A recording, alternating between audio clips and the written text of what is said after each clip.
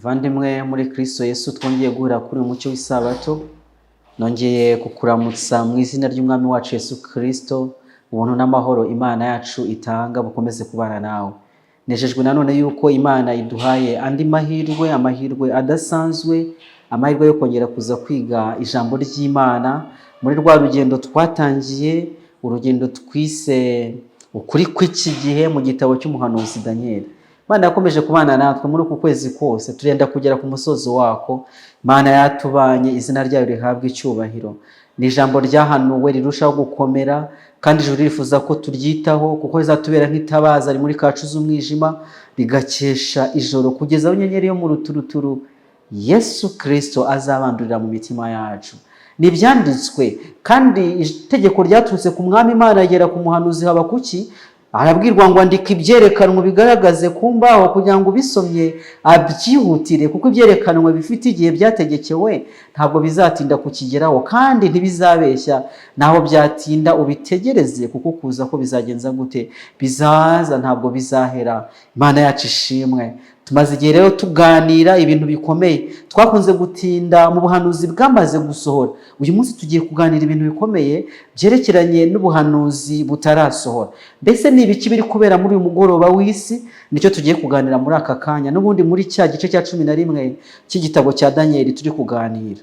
Mbere yuko dutera intambwe tugana muri icyo gitabo, reka tubanze dusenge hanyuma dukomeze. Data wa twese uri mu ijuru, izina ryawe ryubahwe. Ngushimiye yuko wakomeje kutubana kugeza n'ubu. Ngushimiye ko uduhaye undi munsi wo kugira ngo tuganire mu butumwa busigaye bw'iki gitabo tutaraganira. Tugusabye ubwenge nanone, ubwenge bukomoka kuri wowe, ubwenge basha gutuma dusobanukirwa n'iby'uko kuri kw'iki gihe. Kandi ngo ubwo tubona ibintu bigenda bisohora, birushaho kutwiteguza kurabagirana kugiye kubaho ubwo Kristo azaba agarutse, ngo tuvanwe mu isi tujyanwe mu bikari byo mu ijuru. Ubane natwe rero muri aka kanya, kuva dutangiye kugeza dushoje, twungurwe ubwenge nawe, imitima yacu ikorweho na Mwuka Wera, twemezwe kuko ishingikiza no kwifatanya w'akaramata. Niko gusenga kwanjye mu izina rya Yesu, amen. Amen. Daniel igice cya 11 ibiri kubera mu mugoroba w'isi. Duherukana turi mu gice cya kangahe? Twari turi mu gice cya 11 n'ubundi ku murongo 21 kugeza 29, aho twabonye iby'umuntu w'insuzuguro gukomeza kugarukwaho cyane muri ino mirongo, ndetse kugeza imirongo yose isigaye kugeza ku murongo wa 45 w'iki gice cya 11. Tuzaba tureba iby'umuntu w'insuzugurwa ukomeza kugarukaho cyane, ari we butegetsi bw'ubupapa. Ko twahereye mu gice ku murongo wa 1 kugeza ku 20 tureba ibya bwami bune bwayoboye isi mu bihe byashize.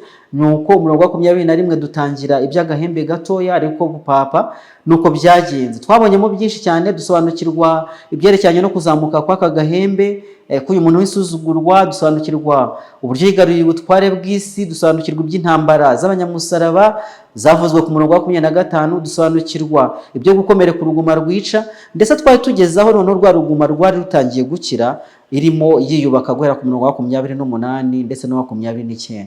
Tugiye gukomezaho rero dusoma umurongo wa 30 kugira ngo twumve icyo utubwira. Umurongo wa 30 uravuga ngo, kuko inkuge z'ikitimu zizamutera zikamurwanya, bizatuma agira ubwoba asubireyo arakariye isezerano ryera. Ubwo ni wa wundi, wa muntu w'insuzugurwa uri gukira. Reka tubanze twite kuri aya magambo yahumetswe mbere yuko dukomeza iby'uyu murongo. Hari amagambo dusoma mu gitabo Manuscript Releases volume ya 13 ku ipaji ya 394.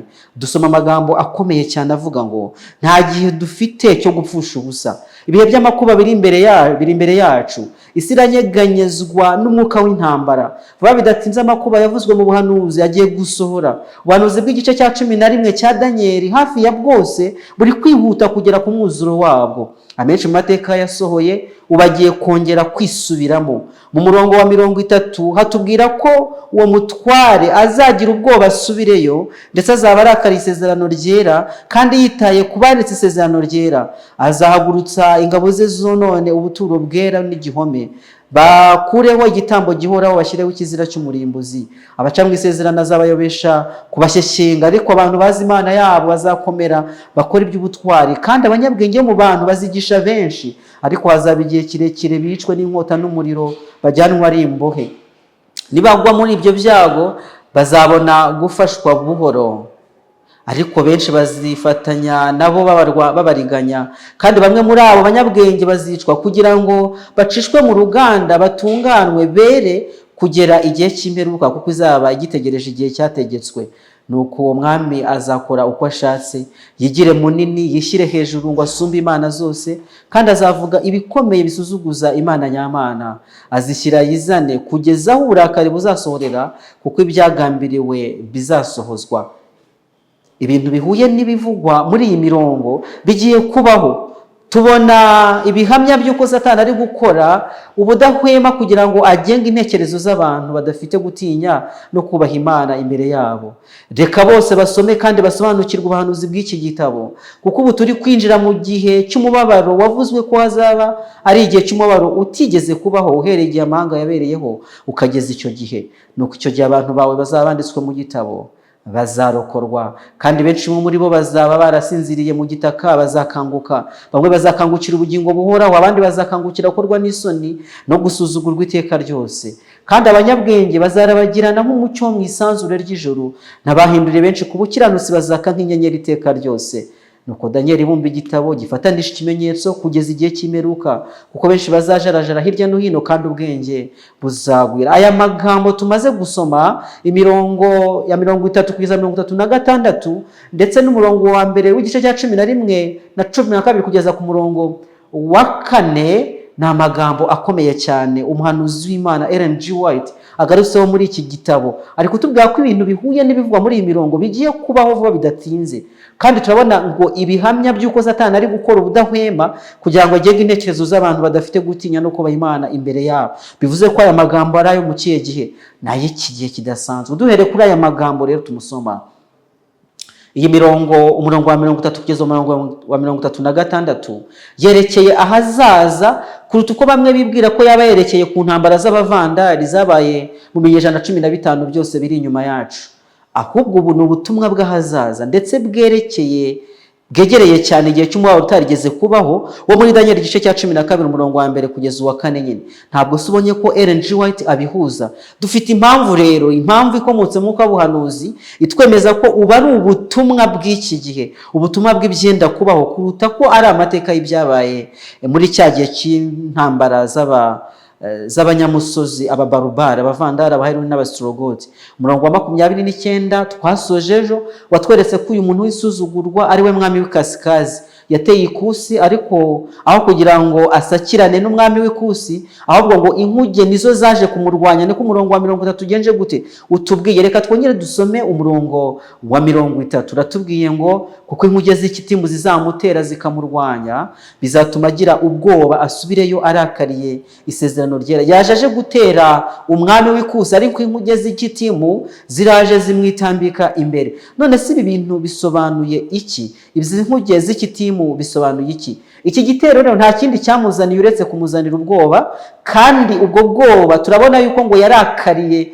isezerano ryera aho kurakarira izo nkuge zimuteye. Icyakurikiyeho nuko yagiye kwifatanya n'abaretse isezerano ryera kugira ngo atsensure abo bantu bakomeje isezerano ryera. Nkuko tubona ku murongo wa 28 rero, isezerano ryera n'ipfundo ry'icyo abagorozi nka Martin Luther babwirizaga, twarabibonye ejo mu gihe cy'ubugorozi mu kinyejana cya 16. Isezerano ryera ryakiranwa munezero n'abantu ibihumbi byinshi igihe babwirwaga amagambo ngo umukiranutsi azabeshwaho no kwizera atari imirimo, kandi bakamenya ko bashobora kwegera Yesu batagombye kunyura ku bapapa n'abapadiri, dore ko babacagaho n'amafaranga. Ayo niyo mavuko y'uprotestani bwaje kuhinyuzwa rero, guhinyuza papa w'i Roma. Ariko batubwiye yuko hari n'indi tsinda ry'abantu ngo baretse iki? Isezerano ryera. Ubu rero Gaburiyeli aratubwira abaretse isezerano ryera, bivuze kumanuka guteye ubwoba no guhakana isezerano ryera ryahoze rikomezwa. turabona bari bafite isezerano rya ku murongo 28. None umurongo wa 30 utubwiye ko hari abagenje gute, abaretse isezerano ryera. Mbega kumanuka guteye ubwoba no guhakana isezerano ryera ryahoze rikomezwa. Aha rero Gaburiyeli aravuga ibyabaye hanyuma y'igihe cy'ubugorozi, ubwo Protestani bworoheje inyigisho na gahunda by'umuntu w'insuzugurwa, maze ntibaba bagihakana, kuko ijambo Protestani riva ku ijambo ry'icyongereza to protest, bisobanura ngo guhakana. Ntabwo bari bagihakana inyigisho z'i Roma, bahoze babihakana, babirwanya, ndetse benshi bakicwa kubera yuko babihagazemo. None ubu ngubu basigaye barabiretse, ntabaretse isezerano ryera. Mbega amakuru ababaje cyane, ni inkuru ibabaje cyane. Ejo bundi 2017 twumvise amakuru ku mateleviziyo ndetse na za YouTube zirabivuga yuko hari cyabaye muri isabukuru y'imyaka 500. Isabukuru y'imyaka 500 Lutero amanitse ya mahame 95 agaragaza ubuyobe bwa Roma y'abapapa. Nuko igihe bari baguri gukora iyo sabukuru y'imyaka 500, batangaje itangazo ngo Protestantism is over, ubuprotestani burarangiye. Nuko baretse isezerano ryera rero, bongera kwifatanya na bwa butware bw'umuntu w'insuzugurwa wari urakariye isezerano ryera, ufite itsinda ridasanzwe ryitwa abajesuite. Bari bashishikariye kugira ngo basenye icyitwa ubuprotestani. Babigezeho rero, ariko Imana ishimwe, haracyariho abantu b'Imana abasigaye mu rubyaro rw'umugore bitondera amategeko y'Imana kandi bafite guhamya kwa Yesu, bavuga bati umuntu azakizwa no kwizera gusa. Imana yacu yabwa icyubahiro, ntabwo igicaniro cy'Imana cyazimye. Bisa nkaho nyine bageze ku ntego ya dini, rwa ruvunge rw'abaprotestani, ubugaga runini cyane. Abenshi baretse isezerano ryera, ariko haracyariho itsinda ritoya, itsinda rigufi cyane, ariko kandi rishikamye ku mucyo w'Imana. Ntabwo Yesu azabura abantu bakomeza kuba bugufi bwe kugira ngo barwanane intambara ikomeye hagati y'icyiza n'ikibi. Uno murongo ariko tubwiye inkuru y'inkuru y'Kitimu. Mbese Kitimu isobanuye iki? Nidusoma amateka yanditse mu Itangiriro igice cya 10 umurongo wa 1 kugeza uwa 4, dusoma ko uyu Kitimu yari umwuzukuru wa Yafeti, umwe mu bahungu 3 ba Nowa binjiranye nawe mu nkuge bakarokoka wa mwuzure wo mu gihe cyo kwa Nowa nyine. Abamukomosemo bakomotse kuri uyu Kitimu batuye mu gace k'ikirwa cya Cyprus mu burengerazuba bwa Palestine. Mu binyejana byakurikiyeho, umuhanuzi Balamu ashorewe n'Imana yarahanuye ati, ariko inkuge zizaturuka ku nkombe y'Kitimu zibabaze Abashuri, zibabaze n'Abeberi. Ni amagambo ari mu Kubara igice cya 24 umurongo wa 24. Mu gihe rero cya Daniel, ijambo Kitimu cyangwa se Shitimu ryakoreshwaga mu kuranga mu buryo bw'amerekezo abantu n'ibihugu byo mu burengerazuba. Ibi nabyo turabivana mu busobanuro bw'amerekezo, maze tubyumve nk'indwanyi n'abarimbuzi aho baba baturutse hose. Nanone nubwo ibihugu byose bya Ashuri na Eberi byavugwaga nk'ibishushanya ubwami bukomeye bwo mu buvazuba, biragaragara ko Gaburiyeli hano Ashuri na Eberi ari byo yita umuntu w'insuzugurwa, ari we mwami w'ikasikazi, ndetse uyu kuherezo ngo azarimbuka by'iteka ryose. Inkuge z'Kitimu rero zirenguriza ku bari batwaye ubutumwa bw'isezerano ryera, movement ihebuje yo mu burengerazuba, Uburayi na Amerika, byatumye abantu bisuzugurwa, umuntu w'isuzugurwa abura amahwemo, nk'uko byagenze mu kinyejana cya 19 kitangiza ryo kwamamaza ubutumwa bw'abamarayika 3. Tuzi ukuntu byagenze, kandi ibyo bintu nyine byakangaranije umuntu w'insuzugurwa. Rero aba bantu, izi nkuge z'Kitimu bigaragaza ibitokoromotse iburengerazuba, ntabavuga ubutumwa bwiza, bwa butumwa bwatangiriye muri Leta Zunze Ubumwe za Amerika, bazana ubutumwa bukwira isi yose. Tuzi movement yabaye mu mpera z'ikinyejana cya 19 ku bwa William Miller, bamamaza yuko Kristo agenje gute, agiye kugaruka vuba bidatinze. kandi aho niho itsinda rito ry'abantu b'Imana Abadiventiste umunsi wa 7 bavukiye, batangira kwamamaza ukuri kw'iki gihe, nk'uko kwasobanuwe mu butumwa bw'abamarayika 3 tubona mu byashu igice cya 14 uhereye ku murongo wa 6. Tuzabuganiraho ejo mu buryo bw'umwihariko, kuko ari inkuru ikomeye, inkuru dukwiye kuzirikana kandi igomba kwamamara cyane muri iki gihe turimo. Reka tujye ku murongo wa 31 twihute ku bw'igihe. Umurongo wa 31 uratubwira amagambo avuga ngo azahagurutsa ingabo ze zonone ubuturo bwera n'igihome, bakureho igitambo gihoraho, bashyireho ikizira cy'umurimbuzi. Abaca mu isezerano azabayobesha kubashyeshyenga, ariko abantu bazi Imana yabo bazakomera bakore iby'ubutwari. Ndashima Imana Data wa twese ikomeje gutoranya ubwoko bwayo kugira ngo bamere nk'inkuge z'ikitimu, babwirize ubutumwa bwiza. Nanjye ndi muri uwo mugabane. Uyu mwanya tumaze ukwezi kose tuvuga iby'uku ukuri kw'ijambo ry'Imana, ukuri kwahanuwe, kugira ngo abantu bave mu kinyoma binjire mu mucyo w'itangaza nk'uko watangajwe mu ijambo ry'Imana. Erega ijambo ry'Imana ngo nitabaza ry'ibirenge byacu, ni umucyo umurikira inzira zacu, kugira ngo tumenye inzira dukwiye kugenza gute kunyuramo. None rero umurongo wa 31, igihe inkuge z'ikitimu zizaba zigenje gute zimuteye. Reka nongere nsubiremo aya magambo. Batubwiye ngo kuko inkuge z'ikitimu zizamutera zikamurwanya, bizatuma agira ubwoba asubire yarakariye isezerano ryera. Tumaze kubona inkuge z'ikitimu nk'ubutumwa bwiza, ubutumwa bwongera gushishikariza abantu gutsindishwa n'ubuntu kubwo kwizera, kwibuka yuko ari w'icyaha dukwiriye kwirinda, ubwo bigendanye n'amategeko y'Imana. Kandi marayika wa mbere arangurura amagambo akomeye ati muramye yaremye ijuru n'isi n'inyanja n'amasoko. Hazamuka iby'amategeko y'Imana harimo n'itegeko rya 4 ryerekeye isabato, urwibutso rwo kurema n'andi magambo akomeye. Igihe rero umuntu wisuzugurwa yumvaga aya magambo ngo byamuteye ubwoba cyane. Bimaze kumutera ubwoba, asubira yarakariye isezerano ryera kandi azakora uko ashatse. Bisa nkaho rwa rugamba yarashoze ku muntu, kuri wa mwami w'ikusi rukomwe mu nkokora, azaje kwibasira noneho bande baba za nkuge z'ikitima batwaye ubutumwa bwiza. Umurongo wa 31 ratubwira uko bizagenda. Azahagurutsa ingabo ze zonone ubuturo bwera n'igihome, bakureho igitambo gihoraho, bashyireho ikizira cy'umurimbuzi. Abaca mu isezerano azabayobesha kubashyeshyenga, ariko abantu bazi Imana yabo bazakomera bagenze bate bakora iby'ubutwari. Haleluya.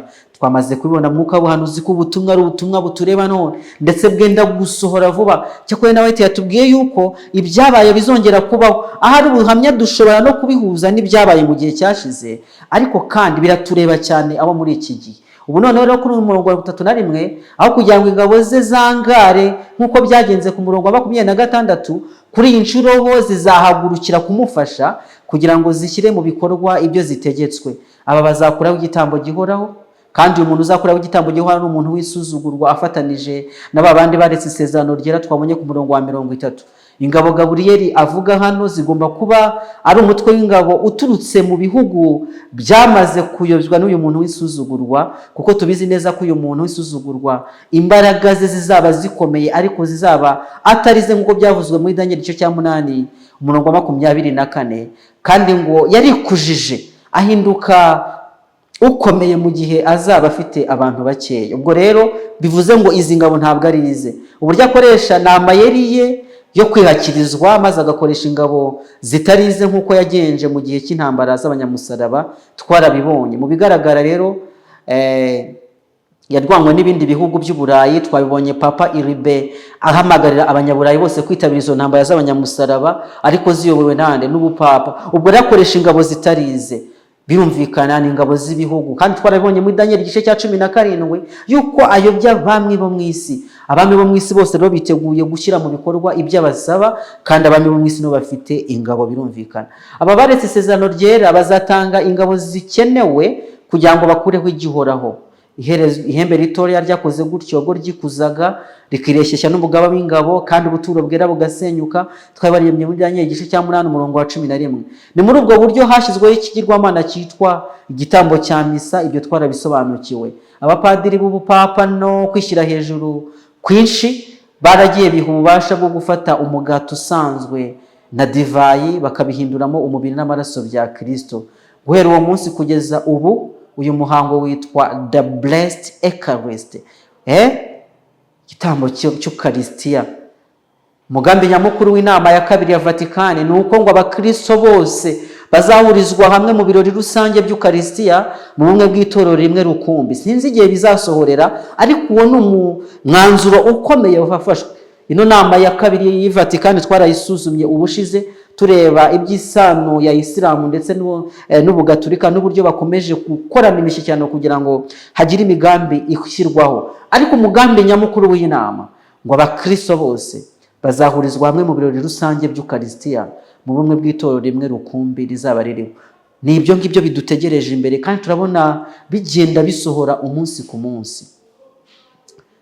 Mu gukora ibyo byose rero babandi bari isezerano ryera bafatanije n'umuntu w'isuzugurwa ni uko bononye ubuturo bwera n'igihome. Ubuturo bwera bwo mu ijuru aho Yesu akora umurimo uheruka w'ubuhuza. Aha ni hahandi rero hasenwe n'ihembe rito ndetse rirabusiribanga, icyakora bwaje kwezwa kwezo ry'imyaka 2300. Imana ishimwe. Uku konona ntabwo bivuze gukuraho burundu, ahubwo bivuze koroshya biciye mu gupfobya nyine no kubufata nk'ahantu hasanzwe. Izi ni za ngabo zatembaga nk'umwuzure mu murongo wa 22, arizo nyigisho z'ikinyoma yakoresheje mu gihe kiswe igihe cy'umwijima mu itangira ry'umurimo we. Rero ubuturo bwera hano buvugwa ni ubuturo bwera bwo mu ijuru aho Yesu akorera nk'umutambyi mukuru, umuhuza nyakuri w'Imana n'abantu, kandi umwanya we ni w'umuntu w'isuzugurwa yakomeje guharanira kubohoza uhereye muri 538 mbere nyuma ya Kristo, kandi ntiyigeze atezuka rwose ku mugambi we wo kwigereranya na Yesu Kristo kugira ngo agaragare nk'ubarira ibyaha. Muri ubu buryo tubona umuntu w'isuzugurwa afatanije n'abaretse isezerano ryera bakuraho igihoraho aricyo murimo uhoraho wa Kristo mu buturo bwera bwo mu ijuru. Aya magambo twayavuzeho mu gihe cyashize, niyo mpamvu ndi kwihuta cyane.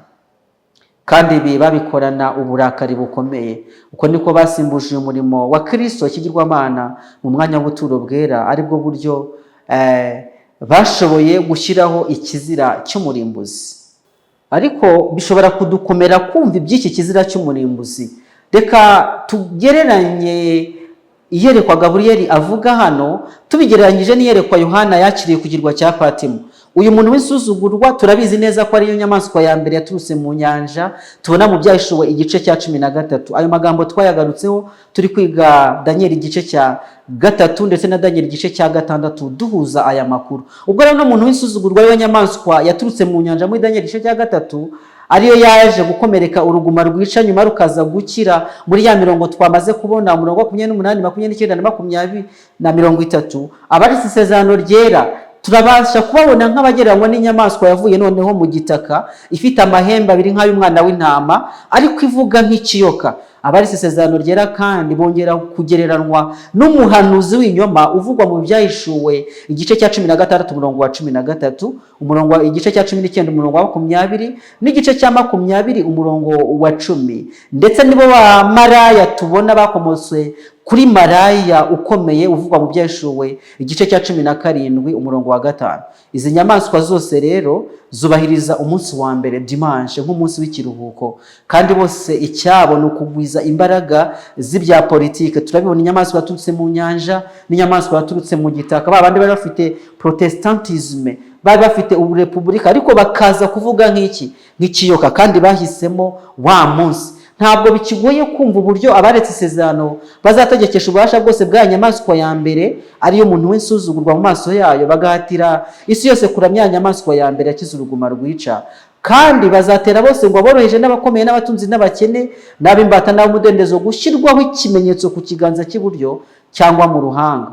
Rero nanone tubasha kugereranya iki kizira cy'umurimbuzi n'iki kimenyetso cy'inyamaswa kivugwa mu Byahishuwe igice cya 13 umurongo wa 16 twakiganiriyeho mu byigisho byashize. Bintu birahuye rwose. Abaretse isezerano bahuye n'inyamaswa yaturutse hehe? Yaturutse mu gitaka. Babandi baremye igishushanyo cy'inyamaswa. Kandi uyu muntu w'isuzugurwa ni inyamaswa yaturutse mu nyanja. Itegeka ya nyamaswa yaturutse mu gitaka ngo ikore ibyo ishaka. Nibo bafite ubutware. Turabona Leta Zunze Ubumwe za Amerika ariho Protestant bushingiye. Ibyo bintu rwose turi kubibona n'amaso yacu uyu munsi. Ugende usoma amateka, hari inyandiko yasohotse igaragaza ibyo bagomba gukora bitarenze 2025 yuko bagomba kuba bashyizeho umunsi w'icyumweru. Erega biri guca amarenga. Ni ibi turi kubona, ntabwo bigitinze rwose, nta nubwo bitugoye gusobanukirwa iby'ubu buhanuzi bw'igice cya 11 cya Danieli nk'uko byavuzwe kera, kandi ni inshingano yacu kubimenya kugira ngo tumenye uko duhagarara.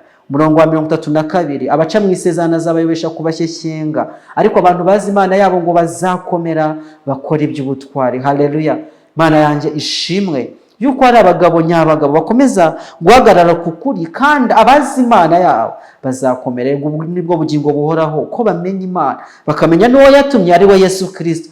twarabibonye ku munsi wa 14 igihe nasozaga igice cya mbere cyerekeranye n'amateka twabonye muri Daniel yuko dukwiye kumenyana n'Imana yacu, tugafata igihe buri gitondo buri munsi tugasenga dushaka Yesu ngo tumenyane nawe mu ijambo rye kandi dusenga. Imana ifasha abantu bose bari kumva aya magambo kugira ngo bamenye Imana yabo. Abazi Imana yabo nshuti zanjye bazakomera muri iki gihe kidasanzwe turi gusohoramo kandi bazakora iby'ubutwari.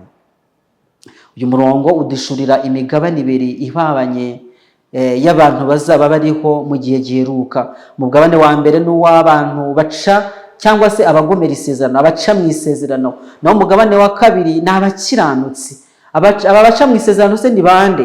Abaca mu isezerano bayobejwe no gushyeshyengwa no kwihakirizwa intwaro zikomeye twabonye z'umuntu w'insuzugurwa, kandi dukomeje kureba uhereye ku murongo wa 21. Ibi yabironse ku murongo wa 28 ubwo umutima we wanganaga n'isezerano ryera, bivuze ko yashyizeho umuhati we kugira ngo arivaneho burundu rwose. Igihe amaze gukomera ku ruguma rwica yatangiye urugamba rwo kwangana n'isezerano ryera. Twarabibonye bongera gushyiraho, bongera guha ubuzima gatozi babajezute bagomba kurwanya ubuprotestant. Erega nitwumva ngo abaprotestant baravuze ngo protestantisme izova, tuzamenya ko ari ugucengera kwa yambajezute nyine. Turabizi neza, ndetse abantu b'Imana bajya bahangayikishwa nuko no mu itorero ryasigaye ryatorero ry'Laodikiya abajezute badatinya kwinjizamo amatwara yabo. Ariko Imana ishimwe iracyafite abantu bazi Imana yabo kandi bazakomera bakora iki?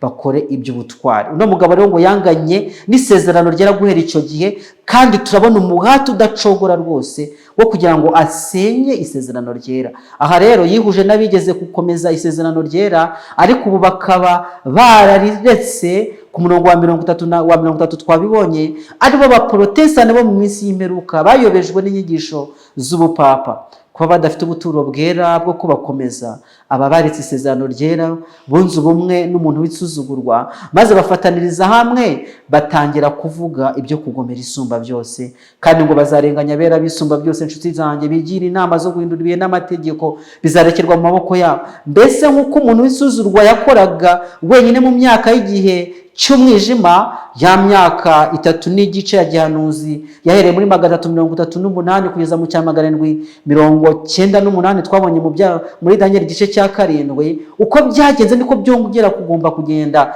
Noneho ntabwo ari buzabukora wenyine, ahubwo azabafatanije n'aba baretse isezerano ryera. Urukomatanye cyangwa se ubufatanye bw'inyamaswa yaturutse mu nyanja n'inyamaswa yaturutse mu gitaka, ubufatanye bw'inyamaswa bw'ubuhakanyi ndetse na wa muhanuzi w'ibinyoma wiyita umuprotestant nyamara atari we. Rega abaprotestant nabo barakitwa abaprotestant, ariko kandi bamuhamije yuko protestantism yarangiye.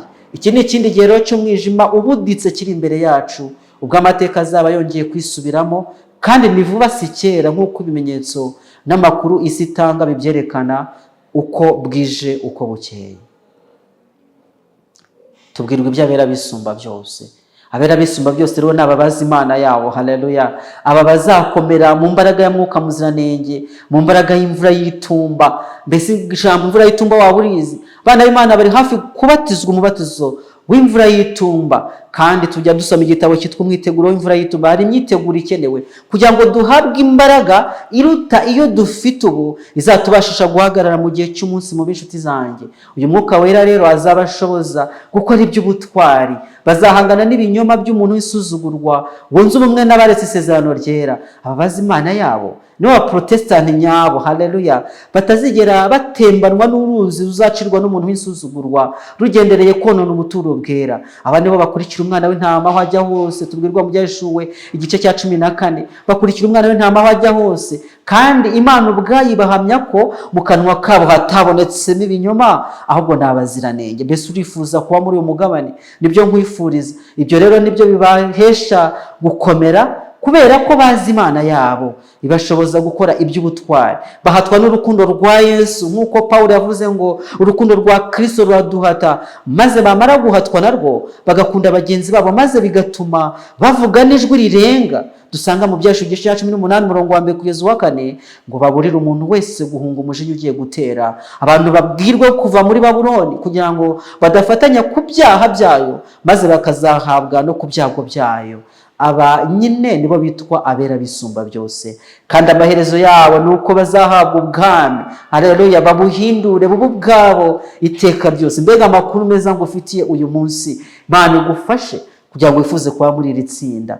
Umurongo wa 33 uratubwira ngo kandi abanyabwenge bo mu bantu bazigisha benshi, ariko hazaba igihe kirekire bicwe n'inkota n'umuriro bajyanwa ari imbohe. Abanyabwenge bo mu bantu, uyu murongo uratubwira neza ko hari umugabane w'abanyabwenge cyangwa se abasobanukiwe bo mu bandi bantu muri rusange. Mu yandi magambo, abantu bose ntabwo basobanukiwe n'uku kuri kwahishwe nk'ubumwe kubumwe buri hagati y'umuntu w'isuzugurwa n'abaretse isezerano ryera muri iki gihe giheruka. Nubwo Imana irarikira kwita kuri ubu butumwa bw'iki gihe, nk'uko twabibonye muri Matayo 24:15, Yesu ararika abantu be ababwira ati, ndababwira ngo ubwo muzabona ikizajyanwa n'umuhanuzi Danieli, ubisoma agenze gute? Abyitondere cyane. Ubwo muzabona ikizajyanwa n'umuhanuzi Danieli, ubisoma abyitondere, icyo gihe muzite ku bimenyetso. Rero ni ukurarika kw'Imana ko buri muntu wese yitondera ubu butumwa akabwitaho. Ariko umurongo wa 34 w'iki gice cya 11 utubwiye ko hari itsinda ry'abanyabwenge bo mu bantu bazigisha benshi, haleluya. Ndetse umugabane munini nawo w'abatazi iriva n'ibizima kuri iyi ngingo, aba bake cyane n'abasobanukiwe kandi bazigisha benshi. Imana ifashe nge nawe uri kumva aya magambo, twifuze kuba muri iri tsinda ritoya ry'abanyabwenge, abanyabwenge bazigisha benshi. Ariko abo banyabwenge bazabasha gukora iby'ubutwari igihe bazaba bigisha benshi. Ni abanyabwenge kubera yuko bize bashyizeho umwete kandi bafite ubushake bwo kumenya ububwiro bw'Imana yahishuriye imbata zayo bwerekeye ibikwiriye kuzabaho, ikamenyesha Gaburiyeli nawe akabimenyesha Danieli ndetse na Yohana umuhishuzi ku kirwa cy'Ipatimo. Kimwe mu bintu biheruka Gaburiyeli yavuze ni uko abanyabwenge bazarabagirana nk'umucyo, n'abahinduriye benshi ku bukiranutsi bazaka nk'inyenyeri iteka ryose. Tuzabibona nitugera mu gice cya 12. Umugabo wambaye umwenda w'igitare nawe yongeyeho ati, nta n'umwe mu bantu mu babi uzayamenya, ariko abanyabwenge bazagenza gute? Bazayamenya. Ni amagambo tuzabona mu gice cya 12 nyine ku murongo wa 3 ndetse n'uwa 10. Abo rero basobanukiwe kandi bakakira ukuri, bakakugenderamo kandi bagahirimbanira kukugeza kuri benshi, abo nibo bazarabagirana nk'inyenyeri iteka ryose. Iryo ni ijwi rirenga ndi kukubwira nshuti zanyu. Dusoma mu magambo ari mu gitabo Inama zigirwa itorero ku ivorime ya mbere ku ipaji ya 91 cya gitabo cya mbere cy'umuhondo, amagambo akurikira. Ano magambo ndifuza ko uyitaho cyane. Aravuga ngo umunsi wose wije urushaho kwigiza hafi imperuka. Mbese ni nako twigiza hafi y'Imana? Mbese duhora turi maso kandi dusenga? Abo duhorana uko bukeye n'uko bwije bakeneye ko tubafasha kandi ngo tubayobore. Bishoboka ko ibitekerezo byabo bitegereje ijambo twababwira, maze Umwuka Wera akarishimangira mu mitima yabo, nk'uko umufundi aboneza umusumari aho ashaka kuwutera. Bishoboka yuko ejo abo bantu bazaba bari aho tudashobora rwose kongera kubageraho. None si icyo tumariye abo bantu dufatanije urugendo n'iki? Umuhati tugira wo kubazanira Kristo n'ubuhe? Mbega guhamagara kw'Imana ngo tube mu banyabwenge bigisha benshi. Mbega ukuntu ariyo mpamvu mfashe uku kwezi kose kugira ngo mbwire abantu ikuri nanjye namenye.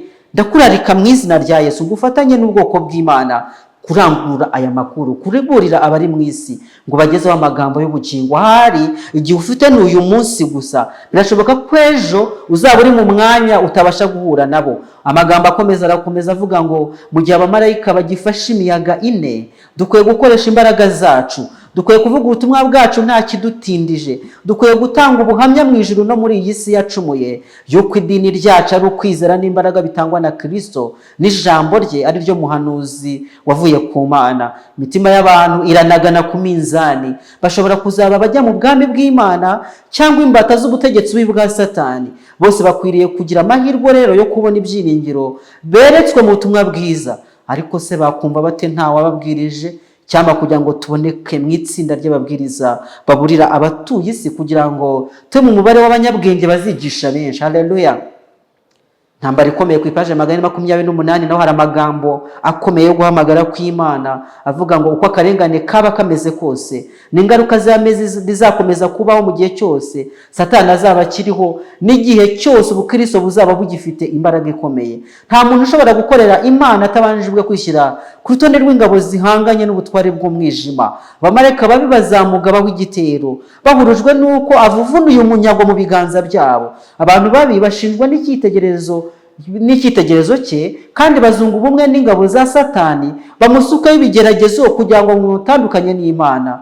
Ibyo nibitabahira bazakoresha imbaraga zo kumutinyisha ngo anyuranye n'umutimanama we. Nguko uko urugamba ruba rumeze, nguko ikitera akarengane nuko haba hari abantu baboneye bazi Imana yabo bagakora iby'ubutwari bakigisha benshi, maze imibereho yabo ikibwirizwa nyamukuru umuntu wese akwiye kubwiriza yuko dukwiye kubwiririsha imibereho yacu igatangira kuba ushinja bagenzi batahuje. Maze rero igihe umushinja utangiye nibwo bamugabaho ibitero byo kumurwanya. Inshuti zanjye, nibyo bizakurura akarengane tumaze kubona ngo hazabaho igihe kimwe ndetse abantu b'Imana bagenzi bate bicwe. Ibyo bizabakurura akarengane byanze bikunze.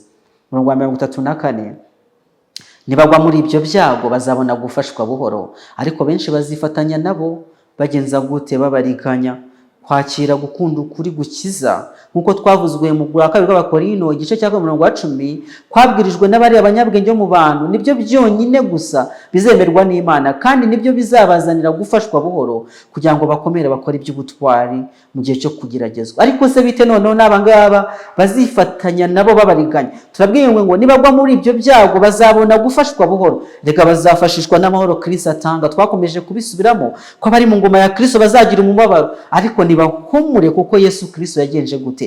Yanesheje isi. Aravuga ati ntimuhagarike imitima yanyu, mwizere Imana nanjye munyizere. Nubwo imakuba ari menshi, ariko ndi hafi kuza nkabavana mu isi nkabajyana mu bwami bwo mu ijuru. None bite n'abangaba uno mugabane wa kabiri wabazifatanya n'abangaba babariganya ni bande?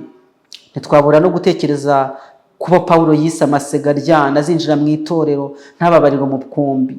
Uyu munsi imikorere y'abajesuite n'amasosiyete akorera mu rwihisho yiyoberanirije bikomeye mu itorero ry'Imana imbere uhereye hasi kugera mu nzego zose z'itorero. Ibyo turabizi neza abari uyu munsi. Nyamara Imana yacu niyo mucamanza, niyizi impamvu iri mu mitima ya buri muntu wese imutera kwifatanya n'ubwoko bw'Imana. Ntabwo twajya no muri urwo rubanza. Hari abantu bazifatanya n'abantu b'Imana, ariko ngo bazaba bagenje gute? Babariganya. Mbega imikorere y'abajesuite, mbega imikorere y'amasosiyete akorera mu ibanga, mbega ukuntu itorero turi kubona ryinjiramo ibintu bidasanzwe by'ubuyobe, mbega ukuntu hariho gusubira inyuma ko mu byamwuka guteye ubwoba. Ariko ni babandi nyine bahanuwe muri Daniel igice cya 11:34 ko hari itsinda ry'abantu kandi batari bake benshi bazifatanya n'ubwoko bw'Imana, ariko bagenza gute? Babariganya, bafite umugambi mubi, umugambi wa Satani wo kugenza gute? Wo kurwanya Imana. Ibyo ngibyo ntabwo ndi bubitindemo, ni amateka tubayemo, ni ubuzima turimo uyu munsi kandi tubasha gusobanukirwa.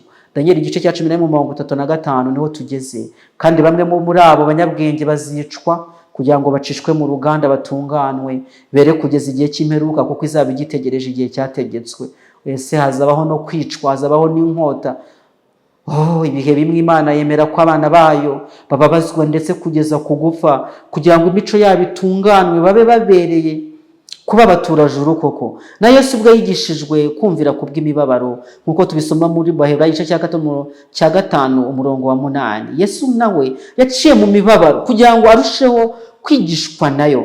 Twebwe se abanyabyaha twaba dukwiye guca muri iyo mibabaro kugira ngo idutunganye. Burya ngo ibigeragezo ni isabune. Abana b'Imana bazanyuzwa mu ruganda, bazaca muri ibyo bigeragezo bikomeye. Bamwe muri abo banyabwenge bazicwa kugira ngo bacishwe mu ruganda batunganwe bere kugera igihe cy'imperuka, kuko izaba igitegereje igihe cyategetswe. Iki kizaba ari igihe cy'akaga ku bwoko bw'Imana, aho benshi bazababazwa ndetse kugeza ku gupfa. Kizaba ari igihe cyo guhara amagara kuri abo bakurikira umwana w'intama aho ajya hose. Aya magambo ya Gaburiyeli yongera gushimangirwa na Yesu ubwe, ari we mugabo wambaye umwenda w'igitare agira ati benshi bazatunganwa, bazezwa, bazacishwa mu ruganda. Ni amagambo dusanga mu gice cya 12, tuzongera tuyasome ku murongo wa 10 w'icyo gice cya 12. ino mirongo ya 30 kugeza ku murongo wa 35 twari turi gusuzuma idusobanurira imibereho y'abantu b'Imana nyuma y'uko ubupapa bw'i Roma bukomeretse uruguma rwica nyuma rukaza gukira ndetse bugufi bw'irangira ry'imbabazi rwose. Muri icyo gihe abantu b'Imana bazi Imana yabo bazasobanukirwa, bakomere kandi bakora iby'ubutwari, nubwo bazaba bageramiwe n'ubugi bw'inkota, gutwikwa ndetse no gushyirwa mu nzu z'imbohe. Abo bazigisha benshi. Iyo mibereho yabo yitanze kandi yuzuyemo akaga niyo izabahesha gutunganwa, imico yabo yezwe kugeza igihe cy'imperuka. Imirongo 10 ikurikiraho tugiye gusuzuma irasubukura aho umurongo wa 30 n'uwa 31 wasubikiye, kandi iraza kutugeza ku iherezo ry'iyi ntambara ikomeye kandi iteye ubwoba y'umuntu w'insuzugurwa. Ubwo turora mu gihe giheruka cy'amateka y'isi, inshuti zanjye, nk'uko twakomeje kubibona mu bice bibanza, dukeneye cyane kwita kuri ubu buhanuzi, bitari ukugira ngo tubumenye gusa, oya, ahubwo kuko bugenewe by'umwihariko itorero ryo muri iki gihe giheruka. Rero iri torero rya nyuma niryo ryonyine ribasha kumva ubu butumwa burigenewe. Kugira ubu bumenyi bizarushaho gutera umwete abantu b'Imana mu kugeza ibyiringiro ku batuye isi, kandi mu butumwa buzakiranwa ubwuzu n'abantu benshi basonzeye ukuri kw'Imana. Imana ifashe nge nawe kugira ngo tubyiteho cyane. Nsoma amagambo yanditse mu bifuzwa ibihe byose ku ipaji ya 562 ngo ubwo yahaga abigishwa b'inshingano, ubwo Yesu Kristo yahaga abigishwa b'inshingano, ntiyabagaragarije umurimo wabo gusa, ahubwo yanabahaye ubutumwa. Haleluya! Yarababwiye ati mwigisha abantu kwitondera ibyo nabategetse byose. Abigishwa bagombaga kwigisha ibyo Kristo yari yarabigishije. Si byo yarivugiye ubwe gusa, ahubwo nibyo yanyujije mu bahanuzi n'abigisha bo mu isezerano rya kera. Inyigisho z'abantu zikwiriye gushyirwa ku ruhande. Imigenzo, ibitekerezo, imyanzuro by'abantu ndetse n'amategeko y'itorero, ibyo byose nta mwanya bifite. Nta mategeko ashyizweho n'ubuyobozi bw'itorero aboneka muri iyo nshingano Kristo yatanze. Aya magambo ndayakunda cyane. Muri ibi byose ntacyo abagaragu ba Kristo bagomba kwigisha, oya. Amategeko n'ibyahanuwe hamwe no kubwira abantu amagambo ye n'ibikorwa bye nibwo butunzi bwahawe abigishwa ngo babushyira abatuye isi. Izina rya Kristo niryo banga ryabo, ikimenyetso kibatandukanya n'abandi, umurungu ubahuza n'isoko yo gutsinda kwabo. Nta kintu na kimwe kidafite ikimenyetso cye gikwiye kugaragara mu bwami bwe. Niyo mpamvu turi kuvuga aya magambo dushize amanga, kuko tuzi ko ahuje n'ukuri kw'ijambo ry'Imana. Reka twikomereze rero umuntu w'insuzugurwa, umurongo wa 36. Twumve nanone za ntambara z'umwami w'ikusi n'umwami w'ikasikazi, ari we muntu w'insuzuguro. Nuko uwo mwami azakora uko ashatse, yigire munini, yishyire hejuru ngo asumbe imana zose, kandi azavuga ibikomeye bisuzuguza Imana nyamana, azishyira yizane kugeza aho uburakari buzasohora, kuko ibyagambiriwe bizasohorwa. Uwo mwami ngo azakora gute? Azakora uko ashatse, yigire munini, yishyire hejuru ngo asumbe imana zose. Aya magambo arakomeye. Uyu murongo uragaragaza neza ko uyu mwami atari leta y'isi isanzwe, kubera yuko uyu we yishyira hejuru ndetse ngo asumbe imana zose, aho gusumba ibindi bihugu. Bivuze ko ari ubutware bw'ibyobokamana kuruta uko bwaba ubwa politiki. Ahuye neza rero n'umwami w'umunyamwaga dusanga muri Daniel igice cya 8 umurongo wa 22 na 25, uzishyira hejuru mu mutima we, kandi niwe hembe rito dusanga muri Daniel igice cya 7. Ko uyu mwami azavuga ibikomeye bisuzuguza Imana, umwanditsi Uriah Smith mu cya gitabo naberetse ubushize, we yabihereyeho abona uyu mwami nka leta y'Ubufaransa, kubwo ubuhakanamana bwarenze iki gihugu bukanakigeza ku ihinduramatwara. Nyamara aya magambo ahuye neza n'avugwa ku ihembe ritoya, ko rizikuza ndetse rigikireshyeshya n'umugaba w'ingabo, kandi rizajya ribasha ibyo rigambiriye. Nabanje kukwiseguraho yuko hari ibyo tudahuriraho na Uriah Smith mu gusobanukirwa n'ubuhanuzi bw'iki gice cya 11. We rero abona uyu nguyu ari Ubufaransa, ariko kandi Ubufaransa ntabwo bwigeze bwifuza kuba nk'Imana, nk'uko tubona uyu nguyu washaka kuba nk'Imana, agasumba imana zose. Mu gihe Ubufaransa bwo tubona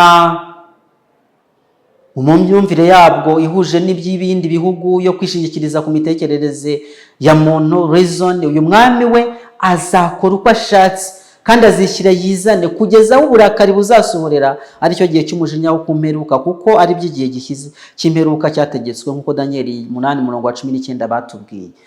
ariko kandi ngo ibyagambiriwe bizagenza gute inshuti yanjye? Bizasohozwa, niko murongo umaze kutubwira. Nanone Gabriel yongera gushimangira ko ari ibyagambiriwe bizasohozwa. Intambara n'ibyago bizanira bigeze imperuka, niko byategetswe. Kugeza imperuka yategetswe, uburakari buzasandazwa kuri uwo murimbuzi, niko muri Daniel igice cya 9 umurongo wa 26 no 27 batubwiye. Umurongo wa 37 igice cya 11 nicyo tukiri muri Daniel.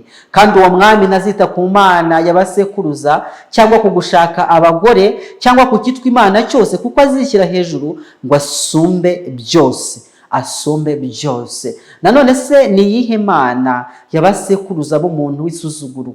Ni imana nyamana tubona mu murongo wa 36. Nyamara nubwo atitaye ku mana y'abasekuruza, tumubona no nk'ufite imana asenga, nyamara umwuka we wo kwishyira hejuru ngo asumbe imana, asumbe byose, utuma atigera yita ku mana y'abasekuruza. Reka nsubiremo aya magambo. Kandi uwo mwami ntazita ku mana y'abasekuruza cyangwa ku gushaka abagore cyangwa ku kitwa imana cyose, kuko azishyira hejuru ngo asumbe byose. Azishyira hejuru ngo asumbe byose. Uku kutita ku gushaka abagore nako kurasobanutse, tukubona neza mu mibereho y'ubu buzima bw'ubupapa, aho abasaserdoti ari bo bitwa abihaye imana, batajya barongora cyangwa ngo barongorwe. Ubutware bwita cyane kuri aba bantu biyemeje guhamana ubusugi n'ububanzi bwabo cyane. Ni ikimenyetso rero Gabriel yatanze kugira ngo tuzabasobanukirwe mu buryo munatworoheye. Gabriel yongera kwerekana ubuhenebere bw'uyu muntu w'isuzugurwa, aribwo bwo kwishyira hejuru. Umurongo ubanzaho watubwiye ngo yishyize hejuru ngo asumbe imana zose, ariko uyu wo waguye imbago uravuga ngo azishyira hejuru ngo asumbe byose. Nuvuga ngo ubwibone bwe buragenda bukamutera kumva ko ari hejuru cyane, maze akavuga ko kandi agatekereza yuko ubutware bwe butagira umupaka, kandi umugambi we ni ukuvanaho itandukaniro hagati y'itorero na leta z'isi, byose bikajya mu maboko ye, bitandukanye na leta zunze ubumwe za Amerika cyangwa nk'Ubufaransa twari turi kuvuga, nk'uko benshi bibeshya ko ariyo iyoboye isi. Daniel igice cya 11:38 niho tugeze. Ahubwo mu cyimbo cyayo azubaha imana y'ibihome, nuko imana basekuruza batigeze kumenya azayubahisha izahabu n'ifeza n'amabuye y'igiciro cyinshi n'ibintu by'igikunda. Wa muntu se ushaka gusumba imana zose nawe afite indi mana, imana yitwa iy'ibihome. Mbese iyi mana y'ibihome, nuko umugabo witwa Melvin Maxwell yibaza, mbese iyi mana y'ibihome ntiyaba ari umwari uhiriwe, wa wundi Bikira Mariya wo kubwo kubonera kwe n'impuhwe za kibyeyi yahawe umwanya w'icyubahiro mu misengere ya Gatolika, ndetse akubahwa kurusha umuhungu we waturutse mu ijuru? Nuko nguko Melvin Maxwell muri cya gitabo twakunze gukonsulta cyitwa God Cares avuga, arabona iyi mana y'ibihome nk'imana ya Bikira Mariya.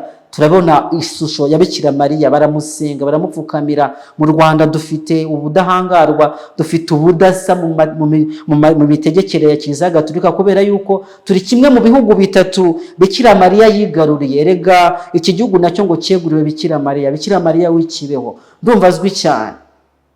Bikira Mariya afite umugabane munini cyane muri iyi misengere ya Kiliziya Gatolika. Ese isi yo mana y'ibihome ari kuvuga, ariko kandi ntabwo ari Bikira Mariya, rega no gusenga imyuka, ni spiritism.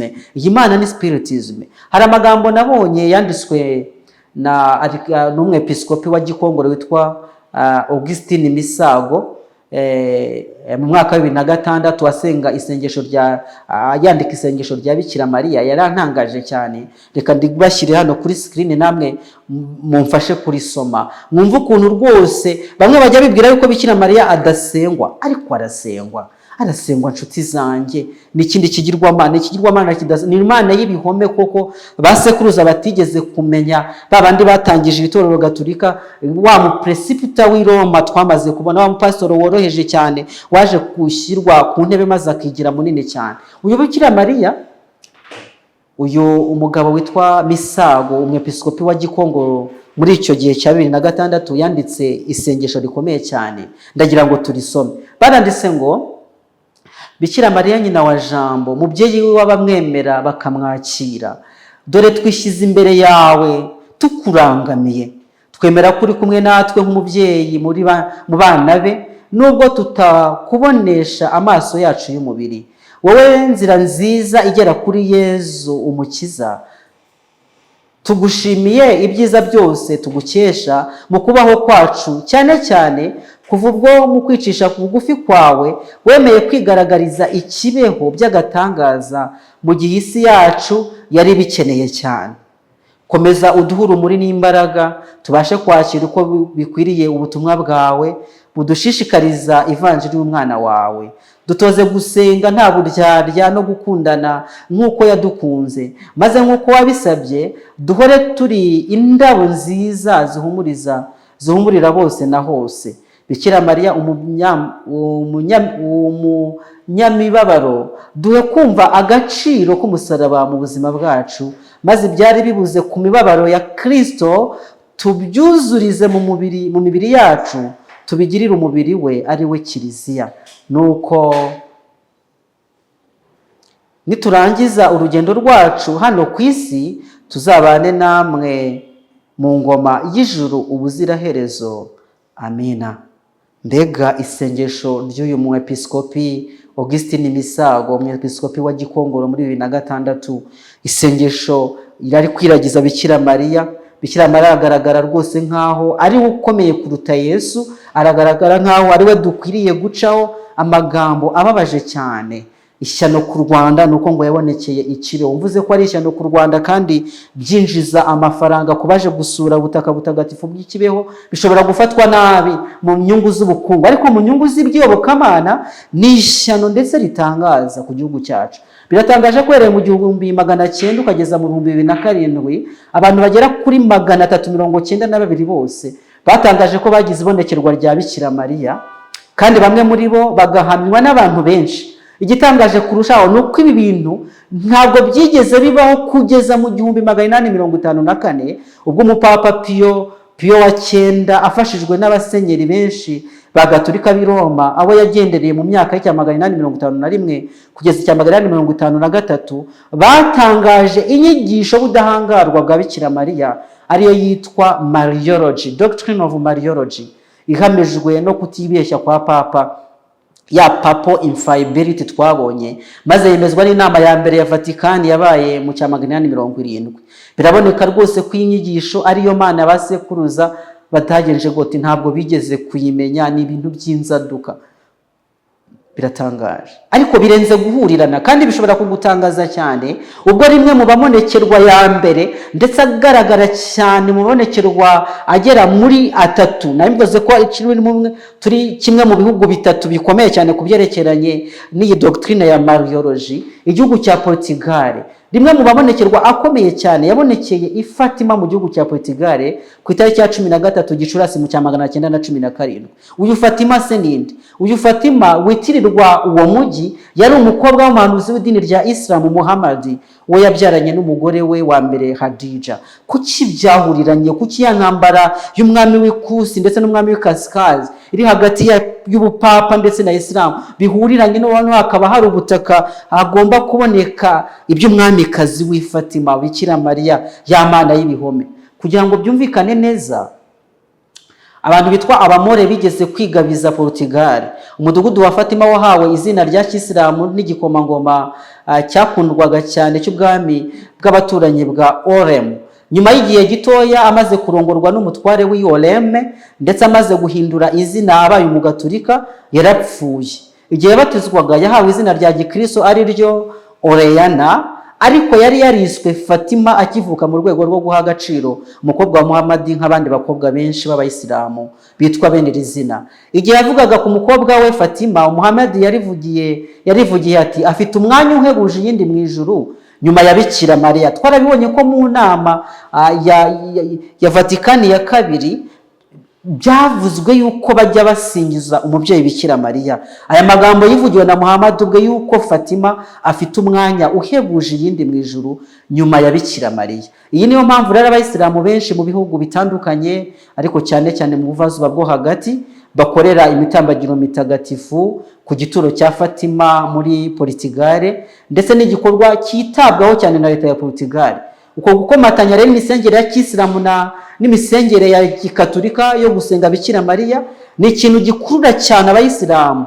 Imana iri kwandika neza n'imirongo igaragara nk'uko tuzabibona. Baravuga bati Fatima ni umugabane w'umugambi w'amahoro y'ijuru n'ibyiringiro by'isi. Niko abivatikani bagenza gute? Bavuga kandi bakabihurizaho n'iki na Isilamu, ngo Fatima ni umugabane w'umugambi w'amahoro y'ijuru. Ntabwo mbizi icyo bisobanuye ibi ngibi, ariko nshuti zanjye turabona yuko ari ibintu bihuriranye kandi binateye ubwoba. Mbese birashoboka ko ubu ari bwo butaka uyu mwami w'ikusi n'umwami w'ikasikazi bazahuriraho nk'uko byavuzwe ku murongo 29, kwa kuryaryana kwabo? Ntabwo mbizi, ariko reka tubyumve neza ko iyi myizerere ifite ibindi birenze ibihishura, birenze Fatima, birenze Mariya. Nshuti zanjye, ntabwo aya mabonekerwa, aya mayerekwa ya Bikira Mariya ntabwo bigeze babona Mariya. Babagore b'ikibeho, babakobwa b'ikibeho, ntabwo ari Mariya babonye, kubera ko tuzi neza ko akiri mu gituro. Turabizi kandi ntabwo dushidikanya yuko Mariya ari mu gituro. Tuzi neza yuko ategereje umuzuko w'abapfuye, kuko Imana yatugambiriye ikirushaho kuba cyiza kugira ngo abo nabo badatunganwa rwose tutari kumwe. Niko ijambo ry'Imana ryatubwiye mu Baheburayo igice cya 11. Ariko se noneho ninde aba bose harimo n'abino iwacu ikibeho babonye? Nta wundi, ni Satani babonye. Ibi bintu ndamutse mbivuze ahari negeranye n'umugaturika wemera iby'ikibeho, babandi bafite itsinda ry'abarejiyo Mariya, ashobora kunkubita cyangwa se akanyivovotera cyane. Ariko ndabisubiramo mu izina rya Yesu yuko aba bantu nta wundi babonye uretse imyuka y'abadayimoni cyangwa Satani ubwe uza mu ishusho y'abapfuye kugira ngo bamuramye binyuze mu kwizera imyuka y'abapfuye, icyitwa spiritism ndetse n'ubupfumu, bya bindi bya occultism na bya mysticism bwo mu buvazuba muri rusange. Iki ni ikintu kimwe mu bimenyetso bikomeye cyane, ibimenyetso bikomeye byerekana ko Yesu ari hafi ndetse ageze ku rugi. Erega ikinyoma cya mbere Satani yabeshye muri Daniel cya 3:4 yarabeshye ngo gupfa ntabwo muzapfa. Niko yabwiye abakurambere bacu. Kiliziya Gatolika nayo yigisha rero ko abantu badapfa, ndetse ngo babanza kujya kubabazwa muri za roho zabo zikababazwa muri purgatori, igihe kikagera bakajya mu ijuru. Ndetse abantu bajya batanga amafaranga yabo bakayaha Kiliziya kugira ngo basabire abapfuye babo. Ariko nshuti zanjye, ari amasengesho musenga ni amasengesho y'imfabusa. Ari amafaranga mwari mukwiye kuyaguramo ibyo kurya mukabirya, cyangwa se mukayafashisha abakene batabifite, kuko abo musengera ntacyo bizabamarira. Aya magambo ndi kuvuga arakomeye, ariko ni ukuri kw'Imana. Wapfuye ntacyo azi, nuko bimeze. Umuntu w'Imana y'incuti ati yabonye ibisa nk'ibi ngibi, arandika ati nabonye ko abera bakwiriye gusobanukirwa neza n'ukuri kw'iki gihe, bagomba gushikamaho bagukuye mu byanditswe byera, bagomba gusobanukirwa neza n'uko abapfuye bamera. Nshuti zanjye, niba hari icyigisho gikomeye cyane, ndetse icyigisho cya kabiri gikurikira ibyerekeranye no kumenya amategeko y'Imana ari mu kuri kw'isabato, ni icyigisho cyerekeranye n'uko abapfuye bamera. Abantu rero b'Imana bagomba gusobanukirwa neza n'uko abapfuye bamera, kuko imyuka y'abadayimoni izababonekera ivuga ko ari abo mu miryango yabo cyangwa inshuti zabo bakundaga, izabahamiriza inyigisho zihabanye rwose n'iz'ibyanditswe byigisha. Abadayimoni bazakora uko bashoboye kose kugira ngo bikururire abantu, kandi bazakora ibitangaza imbere yabo kugira ngo bishimangire ibyo bavuga. Ubwoko bw'Imana rero bugomba kwitegura guhangana n'iyo myuka bwifashishije ukuri kwa Bibiliya kuvuga ko abapfuye ntacyo bamenya, kandi ko abababonekera batyo ari imyuka y'abadayimoni. Niyo mpamvu ndi kugwamiriza ko iriya ari imyuka y'abadayimoni. Ndagira ngo nkubwire iki, yuko ikigeragezo giheruka kizakora ku bantu b'Imana nuko Satani azindura nka marayika w'umucyo. Yesu yaravuze ati nibavuga ngo dore abihariya mu butayu ntimuzabyemere. Satani agiye kwiyereka abantu mu buryo buri fiziko, yihinduye nk'abantu tutanzwe tuzi, maze baze gutangaza amakuru ateye ubwoba. Ariko iyo ni imyuka y'abadayimoni, ni Satani uzaba uri mu murimo, kandi yatangiye gukora mu buryo bw'Imariology doctrine turi kubona muri Kiliziya Gatolika iteye ubwoba. Imana ifashe njye nawe kwita kuri aya magambo. Niba ari inzaduka kuri wowe, ndakwifuriza kujya mu byanditswe byera, umere nk'abantu b'i Beroya bajyaga mu byanditswe bagashakisha. Erega ngo abo b'i Beroya bari beza kuko bashakishaga mu ijambo ry'Imana n'umutima ukunze, ngo bamenye yuko ibyo babwiwe ari iby'ukuri. rero iki gihe gishobora kuba ari gito, iyi saha turi bumare tuvuga ishobora kuba ari ntoya kugira ngo ibintu bize byinjire mu bwonko bwawe, ariko Imana igufashe ngo umere nka Beroya, ushakishe ukuri, usenga, uraza kusanga ibintu biteye ubwoba, kandi bizagufasha guhagarara udatsinzwe n'uburiganya bwa Satani bwenda kubaho muri iki gihe. Umurongo wa 39 niwo tugezeho, kandi azanesha ibihome birusha ibindi gukomera, afashwe n'iyo Mana itigeze kumenwa. Uzamwemera wese azamwogezanya icyubahiro, abaye gutwara benshi, kandi azabagabira igihugu ho ingororano. Iyo Mana itigeze kumenwa niyo Mana y'ibihome tumaze kubona abasekuruza batigeze kumenya. Nyine twatangiye ku murongo ubanziriza uyu nguyu, uriya mirongo tumaze kubona wa 38. Iyi Mana ni iyihe? No kwizera imyuka, spiritism, bigendana n'abomunekerwa ya Bikira Mariya nka kimwe mu kwigaragaza gutangaje kw'imyuka. Ibi ni ibintu azakorera no mu bihugu bikomeye ku isi, nk'uko yabigenje mu gutera ibikombe bikomeye mu gihe cy'umwijima. Nabikubwiye ko ibi bintu biri hafi kuza, tuzabibonesha amaso yacu. Zirikana ko uyu muntu w'isuzugurwa uzamenya iyi Mana y'inzaduka azasaba Protestant bo muri Leta Zunze Ubumwe za Amerika, aribo twabonye baretse isezerano ryera, bagahuza ibiganza hejuru y'umworera kugira ngo bihuze n'imyuka, iyi spiritism ndetse n'ubutware bwabo. Mashuti zanjye, binyuze muri iyi mbaraga y'inyabutatu, iki gihugu kizaba gitera intambwe nk'iyo Roma yateye. Bizaba biteye ubwoba cyane, kizaba gitera intambwe nk'iyo Roma yateye yo guhonyora uburenganzira bwo gushyira mu gaciro bwa muntu, bya bindi byo kugendera ku cyo umutimanama w'umuntu ugenza gute usaba. Umudendezo w'umutimanama uzibasirwa cyane. Ikindi Gaburiyeli atwereka ni uko hari ingorane z'akataraboneka ku bazagendera ku matwara ye, kuko abazayiyoboka azabahesha ikuzo ryinshi, azabagabira amasambu, kandi abahe gutegeka abantu benshi, nk'uko twabibwiwe cyane cyane muri Bibiliya. Ijambo ry'Imana nuko ayo magambo yanditse. Gaburiyeli arongera akavuga yuko uyu muntu w'isuzugurwa igihe azabakorera mu butware bw'iyo nyabutatu, ariyo bupapa, ubuprotestanti ndetse no kwizera imyuka, iyo papacy, protestantism, ya apostate protestant na spiritualism, azagabanya igihugu kugitangaho ingororano. Bivuze ko isi yose azayigarurira akoresheje kugororera abakorerana nawe bose, kubohesha ubutunzi nk'uko Baramu yabigenje. Mu binyejana byakurikiyeho, Gaburiyeli yasanze Yohana aramubwira ati, itera bose aboroheje n'abakomeye n'abatunzi n'abakene n'ab'umudendezo n'ab'imbata gushyirwaho ikimenyetso ku kiganza cy'iburyo cyangwa mu ruhanga, kugira ngo hatagira umuntu wemererwa kugura cyangwa gutunda keretse afite icyo kimenyetso cyangwa izina rya nyamaswa cyangwa umubare w'izina ryayo. Ni amagambo tubona mu Byashuwe igice cya 13 igice cya 13 umurongo wa 16 n'uwa 17. Ayo magambo twarayize. Mu yandi magambo rero, iyi nyabutatu izibasira abo bose bazahakana ikimenyetso cye kimuranga mu kubanyaga ndetse no kubicisha inkota n'umuriro. Abandi bajyanwe mu nzu y'imbohe. Ibyo twarabivuze, imyitegurire rimbanije, uko turi kubona ibintu byose, ibintu byo mu bukungu byose biri kuba digitalized, kugira ngo ibintu byose bibe bifitweho access n'ubutegetsi bw'isi, ku buryo abantu bazanyagwa ibyabo, ntibazemerwa no kugura cyangwa kugurisha, kandi ibyo bizanyagwa bizahabwa abamuyobotse, nk'uko ubutumwa bwa Daniel buri kubutwereka.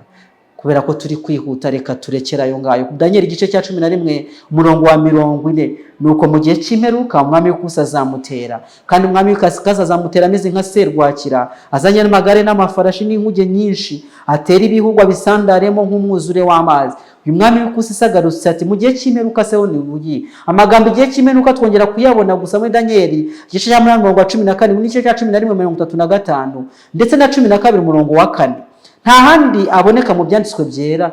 Bivuze yuko aya magambo yerekeranye n'ubutumwa bwihariye. Twabonye yuko yereye mu murongo wa 30 w'iki gice turi gusuzuma umuntu w'isuzugurwa, ariko nyuma yo gukomereka uruguma rwica. Ndetse byinshi mu bimuvugwaho ni ibyo muri iki gihe turimo, igihe cyacu nyirizina n'igihe kiri imbere, ari cyo gihe cy'imperuka. Muri uyu murongo rero, umwami w'ikusi yongeye gutera umuntu w'isuzugurwa, ari we mwami w'ikasikazi. Bisa naho umwami w'ikusi yigumuye ku muntu w'isuzugurwa ndetse ashaka kumwihimuraho, mu gihe ku murongo wa 29 umuntu w'isuzugurwa yateye ikusi mu mahoro n'ubwumvikane. Uyu murongo wo uragaragaza ko igihe cy'amahoro hagati y'umwami w'ikusi n'uw'ikasikazi kizaba kiri kujya ku iherezo.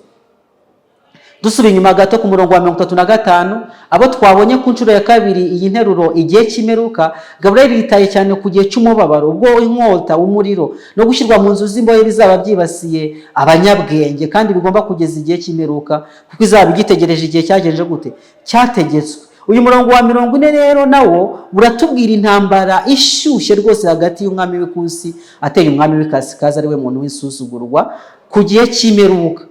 Niba hari amahane ashaka azayabona, kubera yuko umwami w'ikasikazi nawe tubwiye ko azamutera ameze nka serwakira n'intwaro zikomeye cyane, ndetse ngo azamusandaraho nk'iki, nk'umwuzure. Rero iyi ntambara ikizakora gikomeye ni ikihe? Ni ugukura inkota mu rwubati, umuriro, kunyaga, gushyira mu nzu y'imbohe, kandi bizaba byibasiye iki? Abanyabwenge. Kandi azatera umwami w'ikusi wahindukiye amwibasiye, amuterana amagare, amafarashi n'inkuge nyinshi. Ibi bihuye n'ibyo dusanga mu gitabo cy'ibyahishuwe byerekeranye n'impanda ya 5 n'iya 6 zo mu gice cya 9. Imana nidufasha tuzaye gusuzuma ibyayo makuru yerekeranye n'izi mpanda. Daniel igice cya 11:41, agera no mu gihugu gifite ubwiza. Benshi bazatikizwa, keretse Abedomu n'Abamowabu n'imfura z'Abamoni nibo bazarokorwa mu kuboko kwe. Mbese noneho ibyo bisobanukibi? Nanone turacyari ku by'umuntu w'insuzugurwa, birumvikana. Twabonye ku nshuro ya mbere ku murongo 21 ari gushushanya ubupapa. Nanone kandi tuzirikane ko turi kureba ibya nyuma yo gukomereka uruguma rwica muri iyi minsi yacu, aho ubu bupapa bufatanije n'abanzi isezerano ryera bashyizeho ikizira cy'umurimbuzi, kandi ubu yamaze gukira uruguma rwica mu buryo bwuzuye. Twabonye ku murongo wa 26. Mu gihe rero azatera Palestine, tuzatera igihugu gifite ubwiza, ndetse hari n'ibihugu byo mu buvazuba bwo hagati. Turabwirwa ko Abedomu, Abamowabu n'imfura z'Abamoni aribo bazarokorwa mu kuboko kwe. Mbese aba ni abakomoka kuri Mowabu na Edomu nyabo, cyangwa n'imvugo izimije ya gihanuzi? Ntabwo ndi kubibona neza. Daniel ubwirwa ubuhanuzi yarasobanukiwe neza n'amateka ya Isirayeli, kandi yari abizi neza uburyo aya moko avugwa hano ari bamwe mu banzi gica b'ishyanga rya Isirayeli. Mu gihe cyashize ubuhanuzi bwaragiye buvuga kuri iyi midugudu, buyivugaho gusenyuka kwari kwarahanuriwe Edomu muri Ezekiyeli 25 no muri Yeremiya 49. Yoweli nawe arabihanura. Mowabu nawe yari iri mu maboko ya Isirayeli mu Bacamanza igice cya 3. Abantu b'Abamoni nabo bari mu maboko ya Isirayeli mu Bacamanza igice cya 11, igihe kirekire cyane. Bivuze ngo mu by'ukuri aya moko bari abanzi ba Isirayeli. Ubu noneho rero siko bimeze, ahubwo iyi minsi ya nyuma ubuhanuzi burerekana aya moko nk'abazarokoka inkota y'umuntu w'insuzugurwa. Mbese bisobanuye iki kuri twebwe? Dusoma ibyanditswe byera byo mu isezerano rya kera muri Amosi ngo uwo munsi nzegura ihema rya Dawidi ryaguye nica ibyuho byaryo, kandi nzasana hasenyutse haryo, nzaryubaka rimeze nk'uko ryahoze kera, kugira ngo bazungure abo muri Edomu basigaye nabo mu mahanga yose yitirirwa izina ryanjye, niko Uwiteka ubikora avuga. Ariko mu minsi y'imperuka nzagarura ab'Imowabu bajyanwa ari imbohe, niko Uwiteka avuga. Niho urubanza rwa Mowabu rugeze, ariko hanyuma nzagarura imbohe z'Abamoni, niko Uwiteka avuga. Ni amagambo abantu b'Imana bakunze gusubiramo muri Amosi 9:11 na 12, Yeremiya 48 umurongo wa 47 na 49 umurongo wa 6. Baratwereka ko hari amakuru meza kuri aba bami, kuri aya mahanga ya Edomu na Mowabu. Dukurikije aya masomo, aba ni abami bagereranwa n'aya moko ya Edomu, Mowabu n'imfura z'Abamoni. Abase ni bande? Ahari ni abazaturuka mu nzira nyabagendwa no mu mihora tubwirwa muri Luka igice cya 14:23 muri bwa butumwa wa mugani w'ubukwe bw'umwana w'umwami. Imihora y'isi yose bakemera gukurikira inzira yo kwera, maze bakitandukanya mu by'amwuka n'umuntu w'insuzugurwa, baze buzura inzu y'Uhoraho, kuko Uwiteka atareba nk'uko abantu bareba. Abantu bareba ubwiza bugaragara, ariko Uwiteka we areba mu mutima. Haleluya! Benshi batekerezwa nk'imezamajyo mu by'amwuka, bazavuvunurwa mu nzara z'umurimbuzi Satani, kandi tuzi yuko ubwo ari bwo butumwa buheruka. Erega turabizi yuko hari ubutumwa bugomba kubwirwa abatuye isi bose, kandi abantu bakabwirwa, abari muri Babuloni bakabwirwa ngo nimusohoke mwifatanye n'ubwoko bw'Imana. Bizadutangaza rero tubonye ba bandi twasekaga aribo bicaye mu bikari byo mu ijuru. Imana ishimwe ku bw'ayo makuru yuko intsinzi izaboneka ku muhati w'abantu b'Imana bazigisha benshi kugira ngo bahindukirire ukuri kw'Imana. nawe ahita yanditse amagambo akomeye mu bivuzwe byose ku ipaji ya 433 na 434 baranditse ngo abo Kristo azashima ku munsi w'urubanza bashobora kuba baramenye bike cyane ku byerekeranye n'ubuhanga mu by'iyobokamana, ariko bakaba barakurikije amahame n'inama za Kristo. Abo ngabo ntibazashima.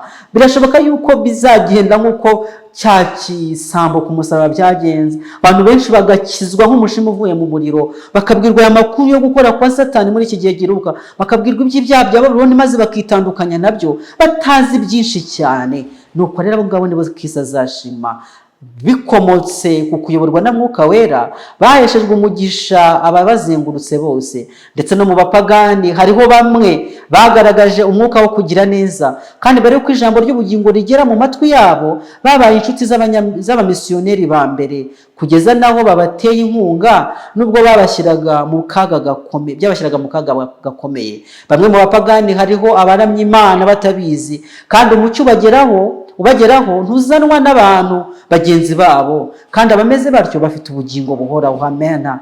Nubwo batamenye ijambo ry'Imana ryanditse, bumvise ijwi ryayo rivugana nabo binyuze mu byaremwe, kandi bakoze ibyo amategeko asaba. Imirimo yabo yerekana ko Mwuka Wera yahinduye imitima yabo, kandi ko bahindutse abana b'Imana. Buri Imana ifite urugaga rw'abana bayo benshi cyane, ndetse no mu bapagani batigeze bamenya babwirizwa Bibiliya. Ariko kandi uyu munsi n'abantu b'Imana bari kubwirizwa binyuze muri ubu buryo, kugira ngo bamenye iby'ibyaha bya Babuloni, bamenye ukuri kuri iki gihe, nk'uko kwanuwe muri iki gitabo cya Danieli. Umurongo wa 42 sura tubwira ngo iki? Nuko azabangura ukuboko kwe ku bihugu bitari bimwe, n'igihugu cya Egiputa ntikizamurokoka. Tumaze kubona aba Edomu, tumaze kubona aba Mowabu, yuko bashushanya ubwoko bw'Imana bwo mu bapagani batigeze bamenya ukuri kw'ijambo ry'Imana, ariko nabo bazarokoka inkota y'umuntu w'insuzugurwa, bakarokoka ibinyoma bye. None se ibi by'Abanyegiputa bo turabyitwara gute? Turabwiye ngo nuko azabangura ukuboko kwe ku bihugu bitari bimwe, n'igihugu cya Egiputa ntikizamurokoka. Egiputa ivugwa hano nayo ntabwo ari Egiputa isanzwe, ahubwo nayo ni imvugo y'amarenga yerekana itsinda ry'abantu bafite imyumvire nk'iy'Abanyegiputa, kandi abo nabo ntabwo bazabasha kurokoka umuntu w'insuzugurwa. Kubw'imitekerereze n'ubucurabwenge bwabo babasha kujyanwa n'uriya mwami w'ikusi tubona mu murongo wa 40 wateye umwami w'ikasikazi. Mu gutekereza ku mitekerereze y'aba bantu bidusubiza mu gihe cya Mose ari imbere ya Farawo, igihe Mose yasabaga Farawo kurekura ubwoko bw'Imana. Uyu Farawo yarababajije ati, Uwiteka ninde ngo numve ndeka Abisirayeli? Sinzi Uwiteka, kandi ntabwo narekura Abisirayeli. Nuko rero iri tsinda ry'Abanyegiputa ni itsinda ry'aba atheist. Aba atheist ni abahakana Imana. Mu ntambara ikomeye ku ipaji ya 95 baranditse ngo nta mwami watinyutse kwigomeka ku butegetsi bw'ijuru ku mugaragaro nk'umwami wa Egiputa. Igihe Mose yazaniraga ubutumwa mu izina ry'Uwiteka, Farawo yasubizanije ubwibone ati, Uwiteka ninde ngo numvire ndeka Abisirayeli? Sinzi Uwiteka, kandi ntabwo narekura Abisirayeli. Ibi ni uguhakana Imana, kandi igihugu kigereranywa na Egiputa nacyo cyagombaga guhakana iby'Imana ihoraho itegeka, kandi kikagaragaza umwuka nk'uwo kutizera no kwigomeka. Nibo bahakana Imana bukwiriye gufatwa nk'ubucurabwenge bw'igihugu cya Egiputa. Uyu munsi Uburusiya dushobora kufata nk'urugero nyarwo rw'ibihugu by'abahakana Imana muri iki gihe cyacu. Ariko bimeze, kandi bivuze ko ya ntambara irenze yo mu buvazuba no mu buvazuba bwo hagati bigomba guterwa n'umuntu w'isuzugurwa afatanije n'abanzi isezerano ryawe bigakomeza. Nuko rero intambara zihora mu bice bigendera ku matwara ya Isilamu ni gihamya cy'ibyo twabwiwe muri ubu buhanuzi, yuko abo ngabo bafite imyumvire y'Abanyegiputa ndetse n'abafite imyumvire ya Isilamu bose bafatanirijwe hamwe kurwanwa cyangwa se gushoza intambara n'urugamba k'uyu muntu w'isuzugurwa. Ibyo se kandi ntabwo tubizi, turabireba neza muri izi ntambara z'Uburusiya na Ukraine, aho Ukraine ari umugabane bisa nkaho atari Ukraine inarwana kubera yuko ari ibihugu bya NATO, bya bindi nyine biri kumwe n'ubupapa ndetse na Amerika, biri guhangana n'Uburusiya n'ibindi. Ndumva ibi bintu n'ibintu tubayemo ntabwo noneho ari byo twatindaho rwose. Umurongo wa 43, ndetse azahindura ibintu by'umurimbo by'izahabu n'ifeza n'ibindi bintu by'igiciro cyinshi byo muri Egiputa. Abanyalibiya n'Abanyetiyopiya bazamushagara. Mu gihe cya Danieli Egiputa yari yaramamaye cyane kubw'ubukire bwayo. Mu gihe cya Danieli kandi yari azi byinshi ku birebana mu gihe cya Danieli yari azi byinshi ku birebana n'Abanyetiyopiya n'Abanyalibiya muri icyo gihe. Ubwo siko bimeze, ntabwo ibi bihugu twabibara mu bihugu byamamaye.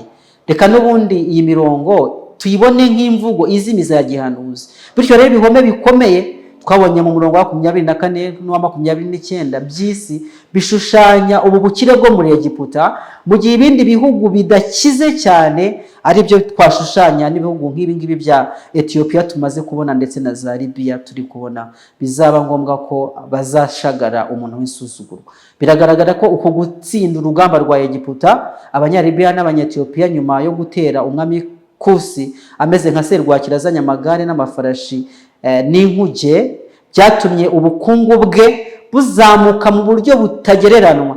Mu yandi magambo, umuntu w'isuzugurwa ariwe mwami w'umunyamwaga azabasha ibyo agambiriye no kwigarurira ibihugu bikomeye ndetse n'ibyoroheje, nk'uko tubona muri uyu murongo, kugeza aho uburakari buzasohora kuko ibyagambiriwe bizasohozwa. Erega ubukungu bwose ni ubwa Roma kandi buzarangira bigeze kuri Roma. Tujya tubwirwa iby'ibitero bikaze, lockdown izaba ishingiye kuri technology bya cyber attack bizabaho, ndetse ngo bizatuma ubukungu bw'ibihugu bigenza gute?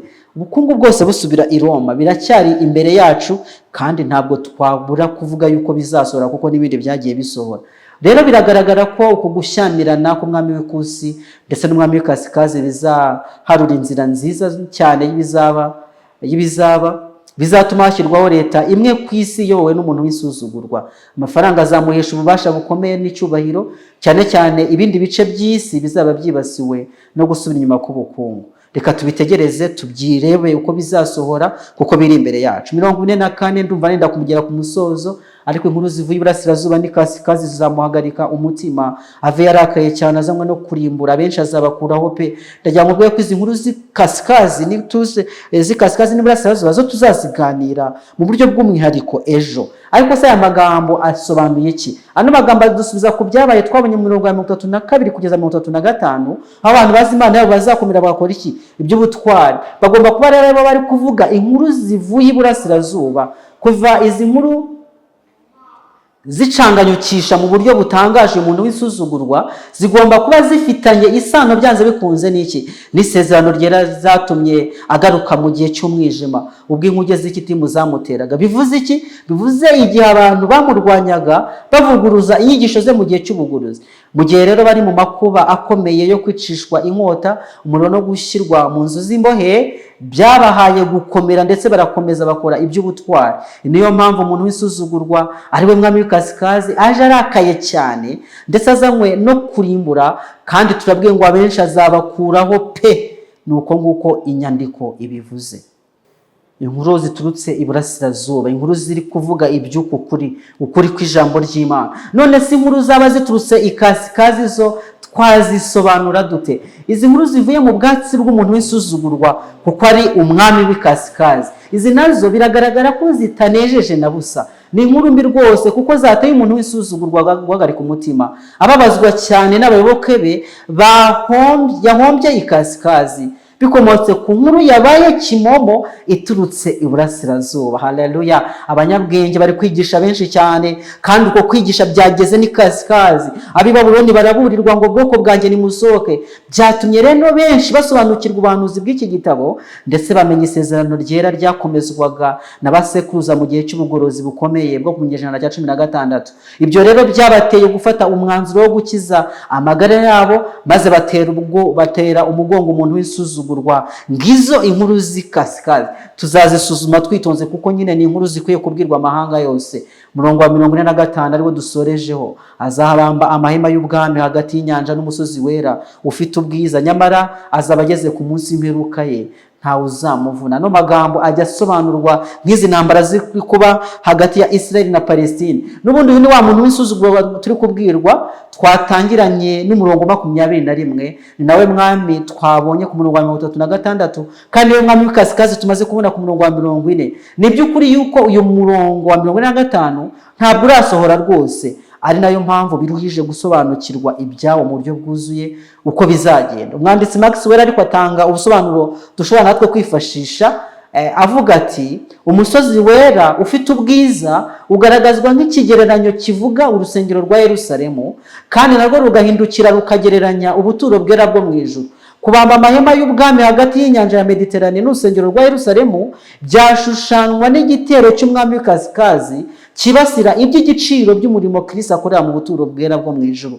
Nk'ingaruka y'iki gitero, umwami w'ikasikazi azagerwaho n'ibihano kugira ngo nk'uko byabaye ku ihembe rito ryo muri Danieli 7 rimushushanya, nawe azaba ageze ku iherezo kandi ntawe uzamuvuna. Ubutware bw'ihembe rito n'umwami w'ikasikazi byose bisobanuye ubutware bumwe bwo ku isi. Nuko abibona ari kubona noneho bya bintu atari ibyo mu isi, uku kubamba ubu butegetsi bwe, uku kubamba amahema hagati y'inyanja y'umusozi wera ufite ubwiza, hagati y'inyanja n'umusozi wera ufite ubwiza, ari ukwibasira umurimo ukorerwa mu buturo bwera bwo mu ijuru. Ubusobanuro butangwa na Maxwell bushyigikirwa neza n'ibivugwa mu gice cya 8 umurongo wa 12 n'uwa 25, aho ihembe rito ndetse n'uwo rishushanya ari we mwami w'umunyamwaga ryikujije ndetse rireshyeshya n'umugaba w'ingabo. Buturo bwera arabusirangisha kwikuza byamuteye guhagurukira kurwanya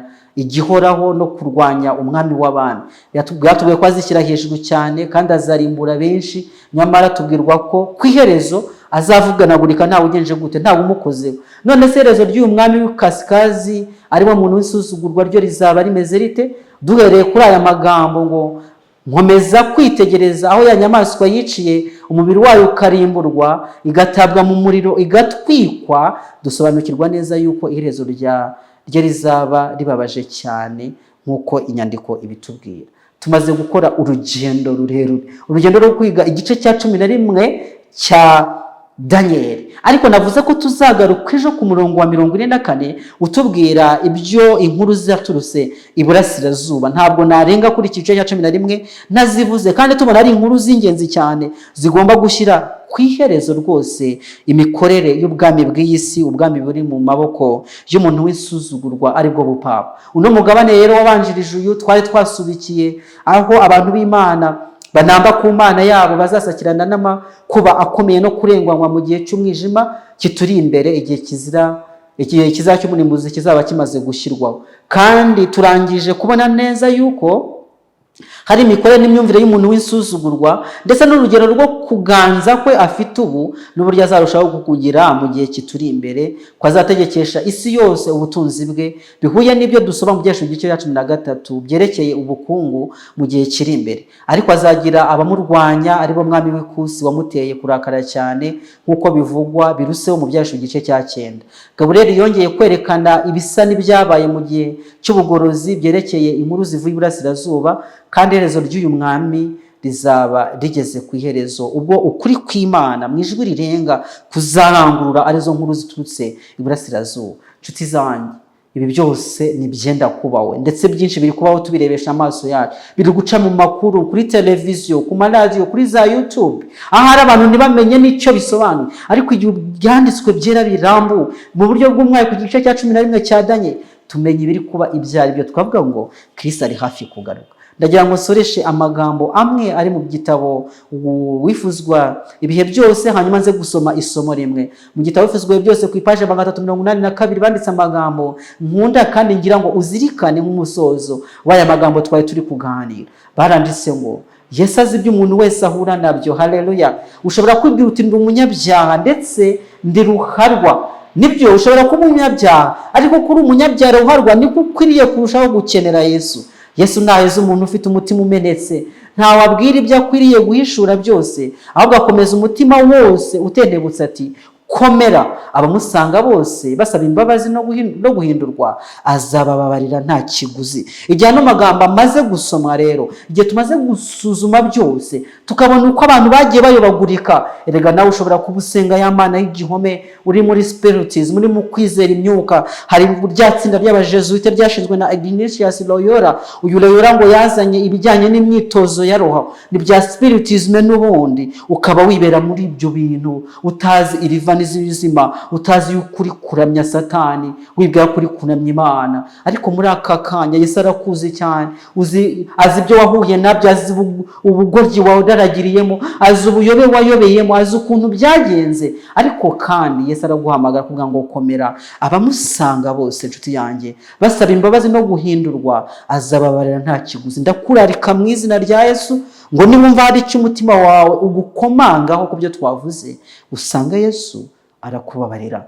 Magambo dusoma muri Yohana igice cya 3:40, ni Yesu ubwe wivugiye aya magambo, aravuga ati kuko icyo Data ashaka ari iki, ari ukugira ngo umuntu wese witegereza umwana akamwizera ahabwe ubugingo buhoraho, nanjye nzamuzura ku munsi w'imperuka. Mbese wakwemera kuza ukitegereza umwana w'intama, ukitegereza Yesu Kristo, ukitegereza uwakubambiwe kugira ngo aguhindure uwera n'umuziranenge, araguhindura nk'utageze gukora icyaha, arakwandikira amateka mashya kandi akwambike gukiranuka kwe, ugendere mu bugingo bushya bw'umwuka, winjire mu itorero ry'Imana, ube mu mubare w'abanyabwenge bagomba kwigisha benshi, kugira ngo isi yacu igenze gute, isarurwe. Imana ibigushoboze mu izina ry'Umwami wanjye Yesu Kristo. Tumaze igihe twiga igice cya 11, tugigeze ku musozo, ariko ejo nibwo tuzagisoza twibaza iby'inkuru zitebutse Iburasirazuba. Ndakwifuriza cyane kurushaho kugurwa n'Imana ubwenge, kandi ubwo dusigaje iminsi mike, iminsi barirwa ku kiganza kimwe, ku ntoki z'ikiganza kimwe,